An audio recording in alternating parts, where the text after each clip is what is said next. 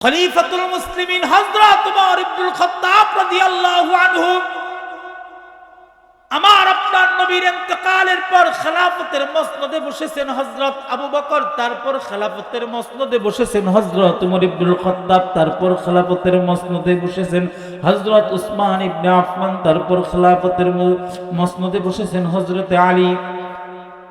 খেলাফতের বিন্যাসটা কেমন? জামাইয়ের তুলনায় শ্বশুরের সম্মান বেশি না কম? আরো কথা কন না কেন? নবীজির ইন্তেকালের পর সবচেয়ে বেশি সম্মানী মানুষ হযরত আবু বকর, নবীজির শ্বশুর। মূল্যায়ন করা হয়েছে, নবীর পরে খেলাফতের মসনদ পেয়েছে হযরত আবু বকর, নবীর শ্বশুর। এরপরে হযরত আবু বকর সিদ্দিকের ইন্তেকালের পর হযরত ওমর ইবনুল খাত্তাব, তিনিও নবীজির শ্বশুর, খেলাফতের মসনদ পেয়েছেন হযরত ওমর ইবনুল খাত্তাব। হযরত ওমর ইবনুল খাত্তাবের ইন্তেকালের পর নবীজির দুই মেয়েকে বিবাহ করেছেন হযরত উসমান ইবনে আফফান। তো হযরত উসমান রাদিয়াল্লাহু আনহু দুই মেয়েকে বিবাহ করার কারণে তার সম্মান বেশি, তৃতীয় খলিফা হযরত উসমান। এরপর হযরত আলী রাদিয়াল্লাহু আনহু নবীজির কলিজার টুকরা হযরত ফাতেমাকে বিবাহ করেছেন, এই কারণে চতুর্থ খলিফা হযরত আলী রাদিয়াল্লাহু আনহু। কিন্তু মূল কথা হলো হযরত ওমর ইবনুল খাত্তাব কত বড় ব্যক্তি, কত দামি ব্যক্তি, তার দিল কত উঁচা, তার জেহান কত উঁচা, তার নজর কত লম্বা, নজরে ওয়াসাআত এত বেশি, হাজার হাজার মাইল পর্যন্ত দেখতে পাই, হাজার হাজার মাইল দূরে যে আওয়াজ হয় এটাও হযরত ওমর ইবনুল খাত্তাবের কান পর্যন্ত চলে আয়। খেলাফতকাল হলো হযরত ওমর ইবনুল খাত্তাবের খেলাফতকাল। খলিফাতুল মুসলিমিন হযরত ওমর ইবনুল খাত্তাব, তখনকার খলিফা যিনি থাকতেন, শুধু রাষ্ট্র পরিচালনা শুধু করতেন না, বরঞ্চ মসজিদের ইমামতের মসনদে দাঁড়িয়ে ইমামতিও করতেন এবং খতিবের চেয়ারে বসে খেতাবতের দায়িত্ব পালন করতেন। উম্মতের রগে রগে কোন রোগ আছে, খতিবের চেয়ারে বসে খেতাবতের দায়িত্ব পালন করে তাদের রোগগুলো ধরিয়ে দিতেন। তো হযরত ওমর ইবনুল খাত্তাব রাদিয়াল্লাহু আনহু একদিকে খলিফা, অন্যদিকে ইমাম, আরেকদিকে খতিব।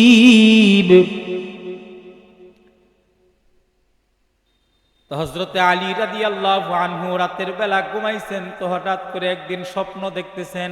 স্বপ্নে দেখতেছেন রাসূলও নাই, আবু বকরও নাই। আজব এক স্বপ্ন দেখতেছেন। স্বপ্নটা কি?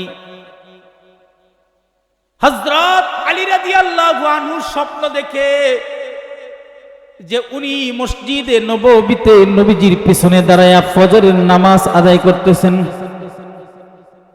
খেয়াল করেন কথা, ফজরের নামাজ আদায় করতেছেন। মুহতারাম হাজিরিন, প্রথম রাকাতটা লম্বা কেরাত দিয়ে পড়েছেন, দ্বিতীয় রাকাতটা একটু ছোট করে পড়েছেন। নামাজ শেষ করার পরে হযরত ওমর ইবনুল খাত্তাব রাদিয়াল্লাহু আনহু স্বপ্ন দেখতেছেন যে সাহাবীদের দিকে মুখ করে বসতেন, আমার নবী বসতেন।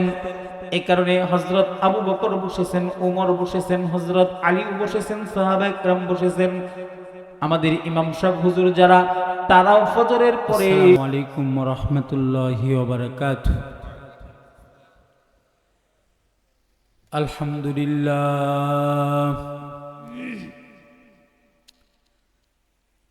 আলহামদুলিল্লাহি ওয়া কাফা ওয়া সালামুন আলা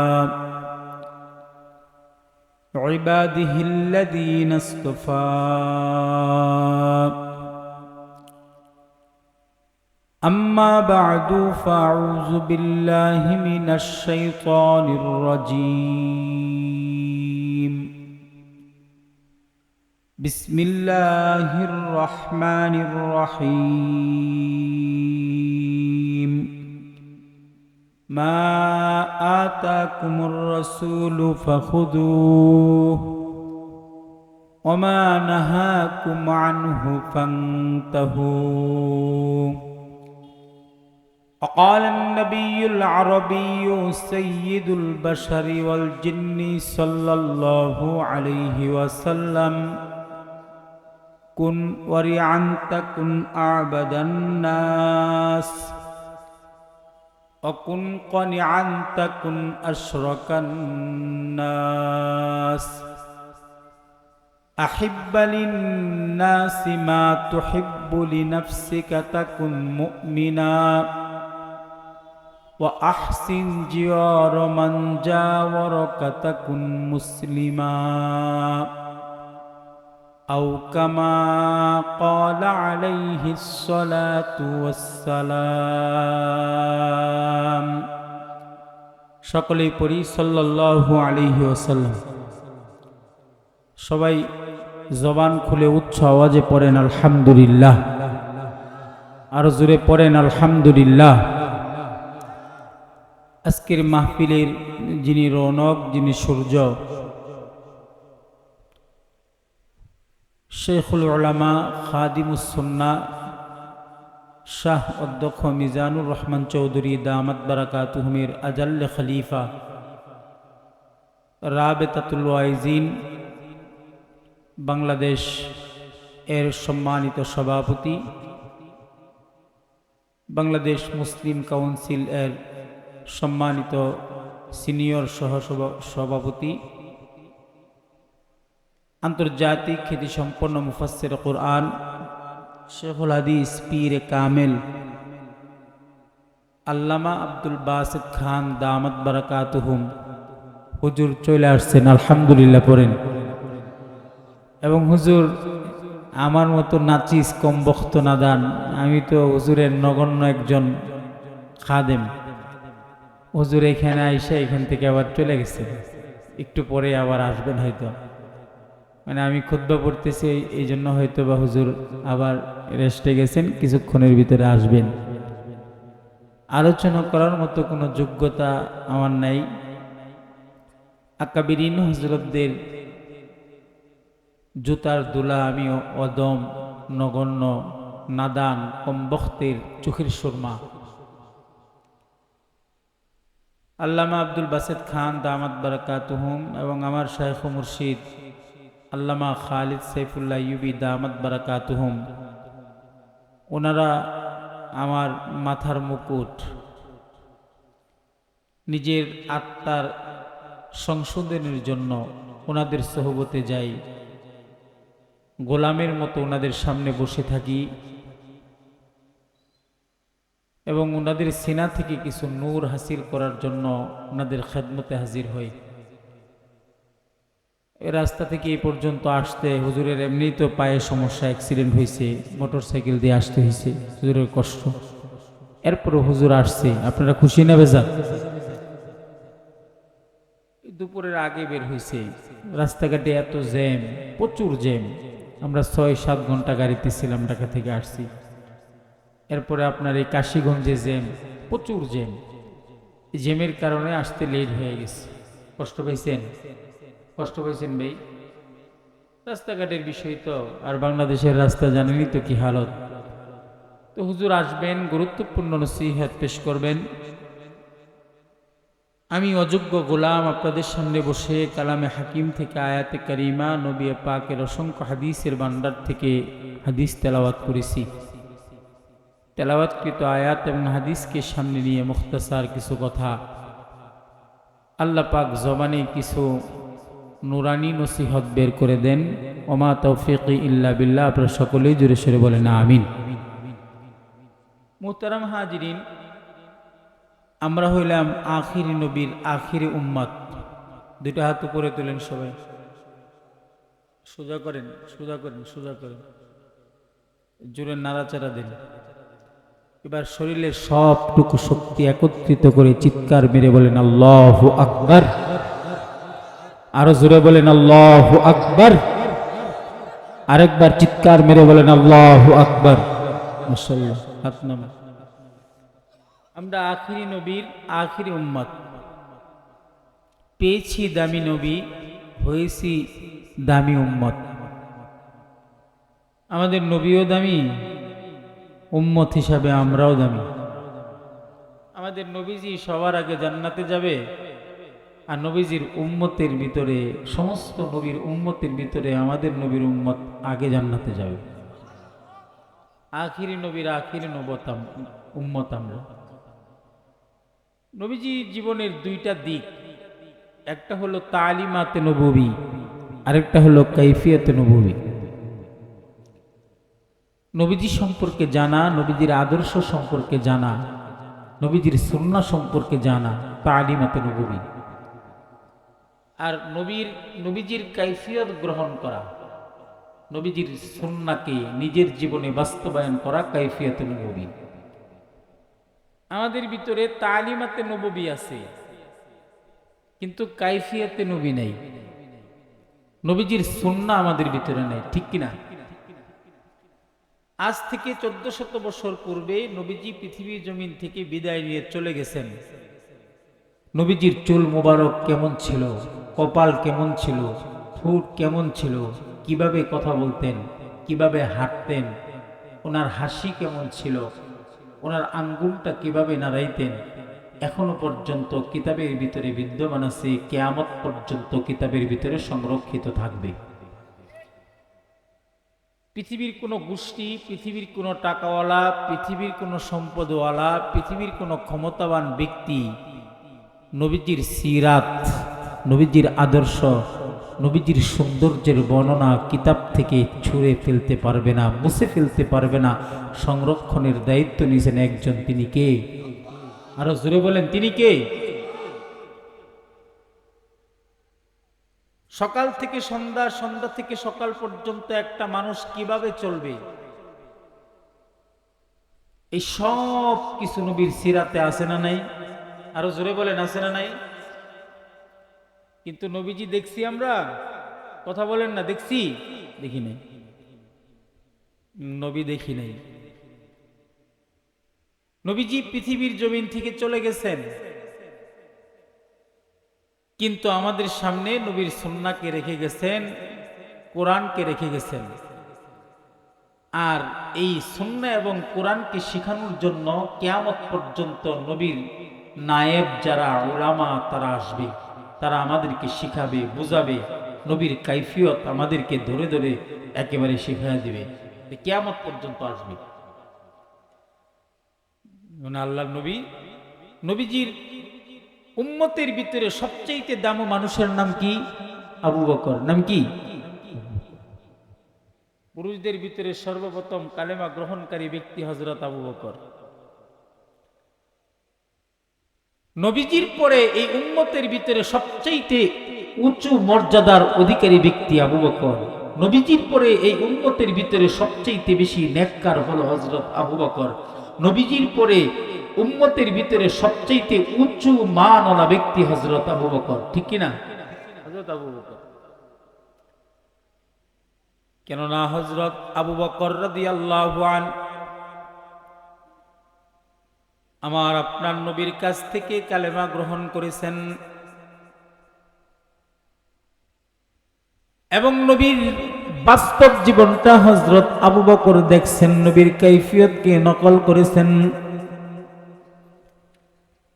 এই কারণে হযরত আবু বকর সিদ্দিক রাদিয়াল্লাহু আনহু আর আমার আপনার নবী যদি রাস্তা দিয়া একসাথে হাঁটা চলা করত,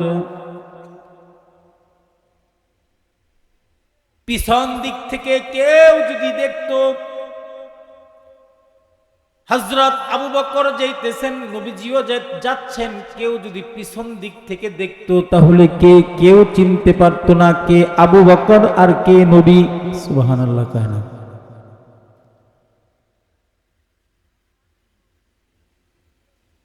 হযরত আবু বকর সিদ্দিক রাদিয়াল্লাহু আনহু ইবনে কুহাফা সিদ্দিক আকবর আমার আপনার নবীকে এত পরিমাণে নকল করেছেন, নবীর কাইফিয়ত এত পরিমাণে গ্রহণ করেছেন। হযরত আবু বকর আর নবীজি একসাথে হাঁটলে পিছন দিক থেকে চেনা যায় না কে নবী কে আবু বকর। এটার মানে হলো নবীজির চুল যেমন হযরত আবু বকরের চুল তেমন, নবীজির হাঁটার ধরন যেমন হযরত আবু বকরের হাঁটার ধরনটাও তেমন। নবীজির জামাটা যেমন হযরত আবু বকরের জামাটাও তেমন, নবীজির মিসওয়াকটা যেমন হযরত আবু বকরের মিসওয়াকটাও তেমন, নবীজির কথা বলাটা যেমন হযরত আবু বকরের কথা বলাটাও তেমন। পার্থক্য শুধু এতটুকু, আমার আপনার নবীর পিঠের ভিতরে মোহরে নবুয়াত আছে, আর হযরত আবু বকরের পিঠের উপরে সিদ্দিকের মোহর আছে। হযরত আবু বকর সিদ্দিক রাদিয়াল্লাহু আনহু নবীর কাইফিয়ত এমন ভাবে নকল করেছেন, নবীর রংকে নিজের ভিতরে এমন ভাবে ধারণ করেছেন, চেনা যায় না। এই কারণে উম্মতের ভিতরে সবচাইতে দামি এবং সবচাইতে নেকিওয়ালা ব্যক্তি হযরত আবু বকর। নবীজির পরে উম্মতের ভিতরে সবার আগে যিনি জান্নাতের ভিতরে ঢুকবেন তিনি আবু বকর। কেন? বলে নবীর কাইফিয়ত, নবীজির রংকে নিজের ভিতরে ধারণ করেছেন। বড় আফসোস আর পরিতাপের সাথে বলতে হয়, আজকে মুসলমানের সন্তান নবীর চুলের রং আর মুসলমানের সন্তানের চুলের রং একরকম হয় না। মুসলমানের সন্তান কাফেরকে অনুসরণ করে, নায়ক গায়ক দাইয়ুসকে অনুসরণ করে, আলেম উলামা আর নবী সাহাবা একরামকে অনুসরণ করে না। বড় আফসোস আর পরিতাপের সাথে এই কথাটা বলতে হয়। শুধু এটাই হিন্দুরা পূজা করে, ওই পূজায় গিয়ে মুসলমানের সন্তান আনন্দ করে। হিন্দুরা পূজার অনুষ্ঠান করেছে, তাদের ধর্মীয় উৎসব তারা পালন করতেছে, কিন্তু কি পরিমাণে বেহায়া, তাদের সাথে তাল মিলিয়ে সে উৎসবে গিয়ে তাদের খাবার খায়, তাদের সাথে নাচানাচি করে। আরে কথা বলেন ঠিক কিনা? এই অবস্থায় গিয়ে পৌঁছেছে। কিন্তু হযরত আবু বকর, শুধু আবু বকর নয়, নবীজির প্রত্যেকটা সাহাবী আমার আপনার নবীকে এত পরিমাণে নকল করেছেন, এত পরিমাণে নবীর কাইফিয়ত তারা গ্রহণ করেছেন। নবীজি হযরত আবু বকর সিদ্দিক সম্পর্কে খুব দামি কথা বলেছেন। নবীজি বলেন, আল্লাহ পাক আমাকে আসমান থেকে যা ঢেলে দিয়েছেন আমি সব আমার আবু বকরকে দিয়ে দিছি। আরো জোরে কোন না সুবহানাল্লাহ। হযরত ওমর ইবনুল খাত্তাব রাদিয়াল্লাহু আনহু বলেন, হযরত ওমর তো ওমর, হযরত আবু বকর নরম, হযরত ওমর গরম। কেমন গরম? হযরত ওমর ইবনুল খাত্তাব যে রাস্তা দিয়ে হাঁটা যায় শয়তান সে রাস্তা থেকে পালায়। হযরত ওমর ইবনুল খাত্তাবের অন্তর্দৃষ্টিটা খোলা, আত্মার দৃষ্টি দিয়া বহু দূর পর্যন্ত দেখতে পায়। হযরত ওমর ইবনুল খাত্তাব রাদিয়াল্লাহু আনহু চোখের পাওয়ার আছে, জবানের পাওয়ার আছে, দিলের পাওয়ার আছে। এমনকি হযরত ওমর ইবনুল খাত্তাব রাদিয়াল্লাহু আনহুর ক্ষমতা কেমন, মদিনাতে কে কি স্বপ্নে দেখে ওই স্বপ্নের খবরও তিনি জানে। সুবহানাল্লাহ। হযরত ওমর ইবনুল খাত্তাবের ঘটনা মনে পড়লো, তারপর পরের কথাটা বলি। খলিফাতুল মুসলিমিন হযরত ওমর ইবনুল খাত্তাব রাদিয়াল্লাহু আনহু আমার আপনার নবীর ইন্তেকালের পর খেলাফতের মসনদে বসেছেন হযরত আবু বকর, তারপর খেলাফতের মসনদে বসেছেন হযরত ওমর ইবনুল খাত্তাব, তারপর খেলাফতের মসনদে বসেছেন হযরত উসমান ইবনে আফফান, তারপর খেলাফতের মসনদে বসেছেন হযরত আলী। খেলাফতের বিন্যাসটা কেমন? জামাইয়ের তুলনায় শ্বশুরের সম্মান বেশি না কম? আরো কথা কন নাকি? নবীজির ইন্তেকালের পর সবচেয়ে বেশি সম্মানী মানুষ হযরত আবু বকর, নবীজির শ্বশুর মূল্যায়ন করা হয়েছে। নবীর পরে খেলাফতের মসনদ পেয়েছে হযরত আবু বকর, নবীর শ্বশুর। এরপরে হযরত আবু বকর সিদ্দিকের ইন্তেকালের পর হযরত ওমর ইবনুল খাত্তাব, তিনিও নবীজির শ্বশুর, খেলাফতের মসনদ পেয়েছেন হযরত ওমর ইবনুল খাত্তাব। হযরত ওমর ইবনুল খাত্তাবের ইন্তেকালের পর নবীজির দুই মেয়েকে বিবাহ করেছেন হযরত উসমান ইবনে আফফান।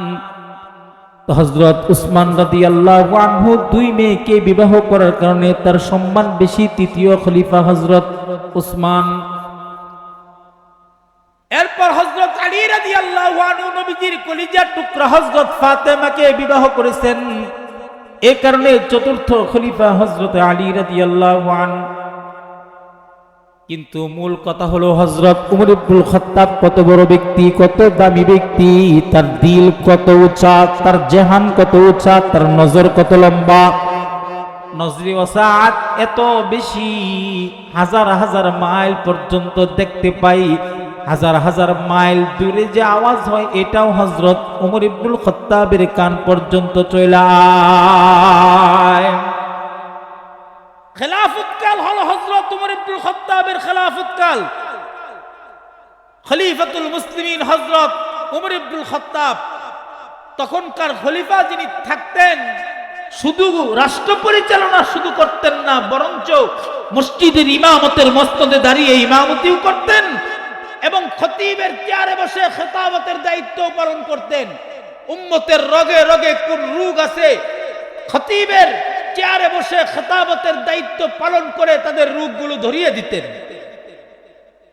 তো হযরত উমর ইবনুল খাত্তাব রাদিয়াল্লাহু আনহু একদিকে খলিফা, অন্যদিকে ইমাম, আরেকদিকে খতিব।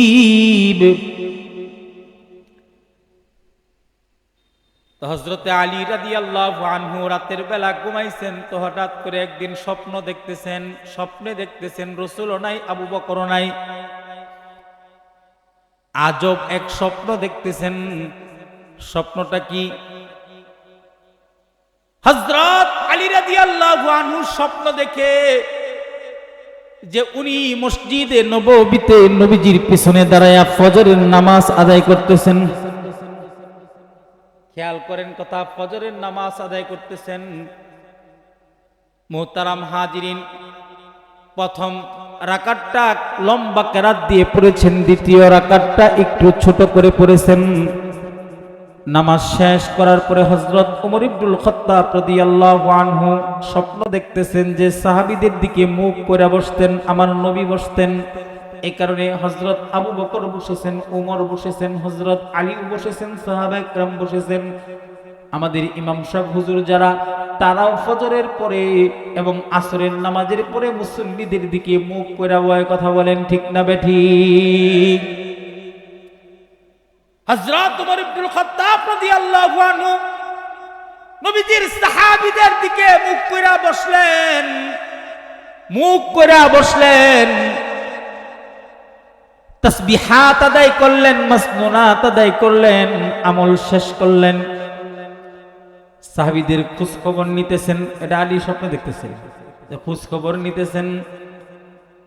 স্বপ্নের ভিতরে দেখে একজন মহিলা একটা ঝুড়ির ভিতরে করে কিছু খেজুর নিয়ে আসছে। পাকা পাকা কিছু গাছের পয়লা, প্রথম গাছের প্রথম খেজুরটা নবীজির দরবারে হযরত উমর ইবনুল নবীজির দরবারে নিয়ে আসছে। এটা হযরত আলী রাদিয়াল্লাহু আনহু দেখতেছেন। হযরত আলী রাদিয়াল্লাহু আনহু দেখেন যে নবীজি ঝুড়ি থেকে একটা করে খেজুর উঠায় আর সাহাবায়ে কেরামের হাতে দেয়। সাহাবায়ে কেরাম বিসমিল্লাহ বলে খুব মজা করে করে খেজুর খায়। হযরত আলী রাদিয়াল্লাহু আনহু নবীজির সামনে বসে আছেন। আল্লাহর নবী ঝুড়ি থেকে একটা খেজুর বের করে হযরত আলী রাদিয়াল্লাহু আনহুর হাতে দিলেন। হযরত আলী রাদিয়াল্লাহু আনহু খেজুরটা খুব মজা করে খাইলেন। হঠাৎ করে ঘুম ভেঙে গেল। কিতাব লেখে ঘুম থেকে উঠা দেখে হযরত আলীর মুখে এখনো পর্যন্ত খেজুরের বিচিটা আছে।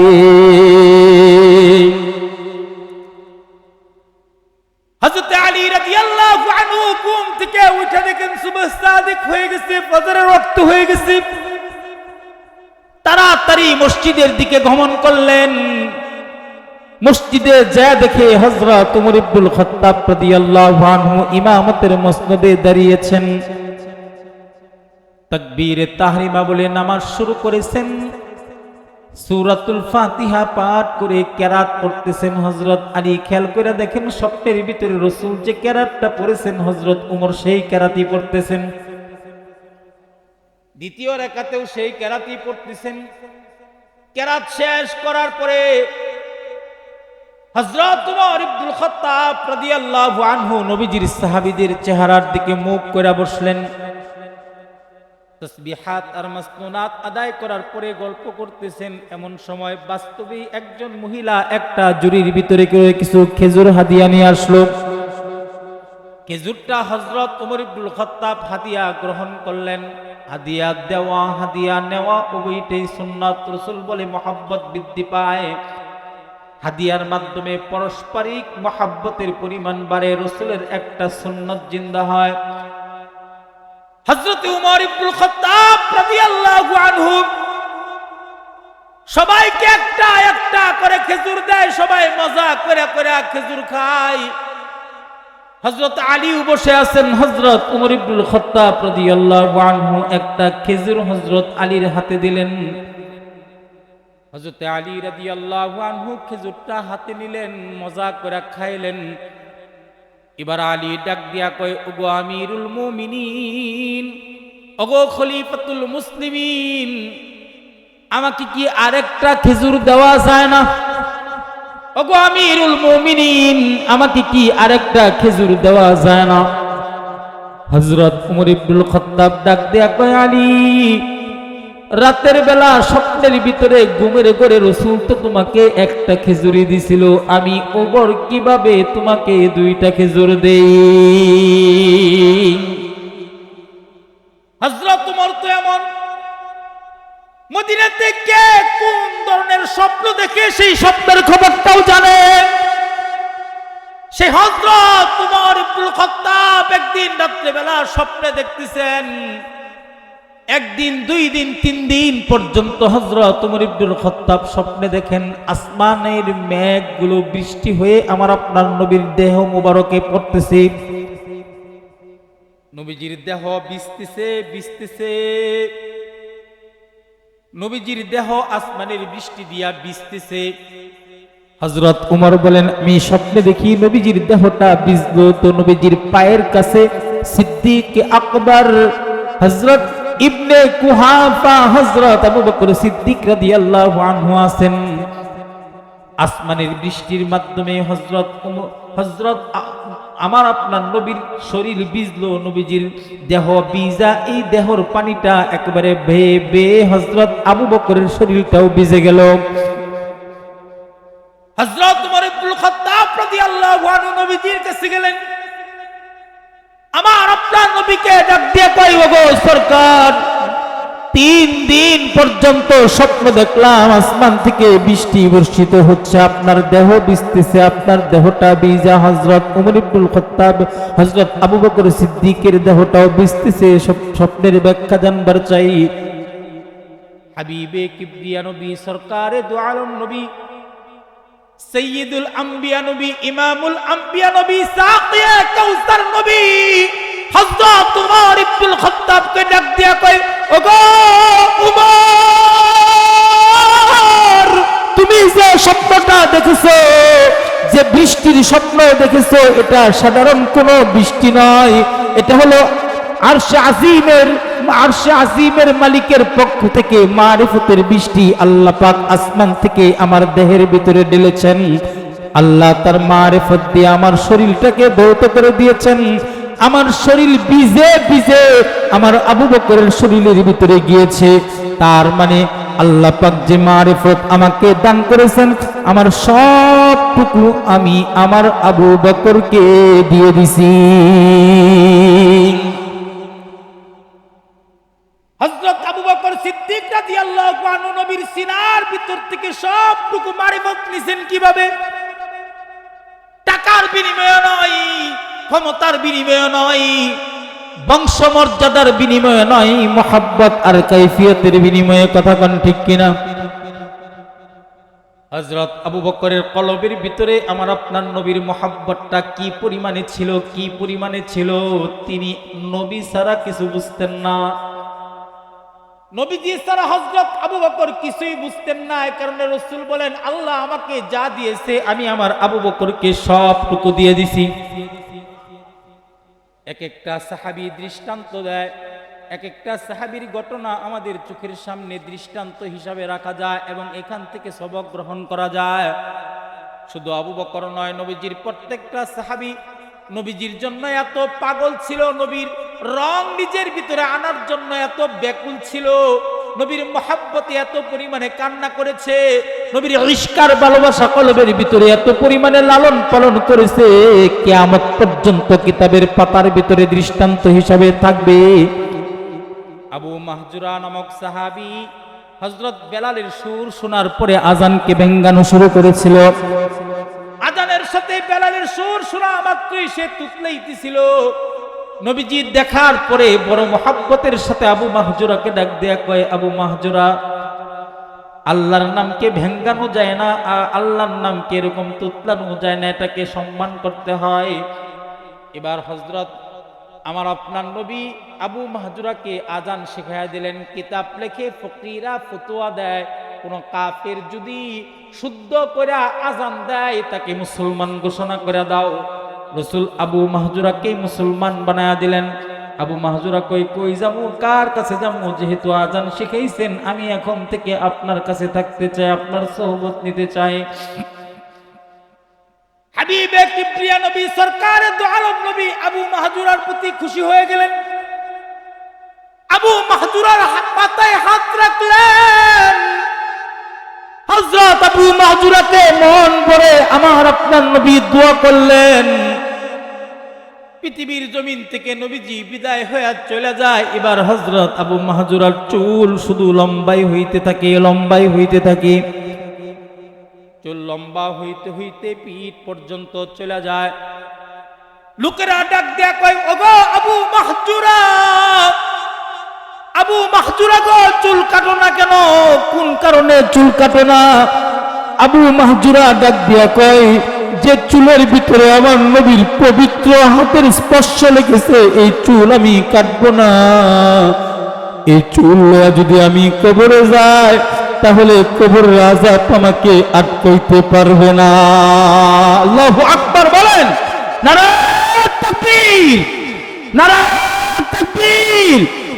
আল্লামা আব্দুল বাসেত খান সাহেব হুজুরের আগমন, খান সাহেব হুজুরের আগমন।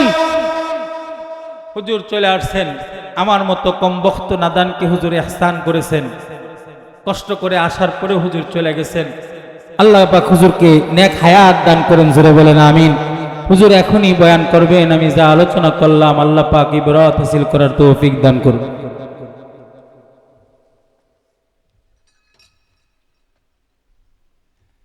আলহামদুলিল্লাহ। সম্মানিত উপস্থিতি, এই পর্যায়ে আমাদের সামনে পবিত্র কোরআন ও হাদিস থেকে তাকরীর পেশ করবেন আজকে বিষ্ণাগুনি চকপাড়া যুব সংগঠনের প্রধান মেহমান শাইখুল হাদিস আল্লামা আব্দুল বাসেত খান সিরাজি সাহেব।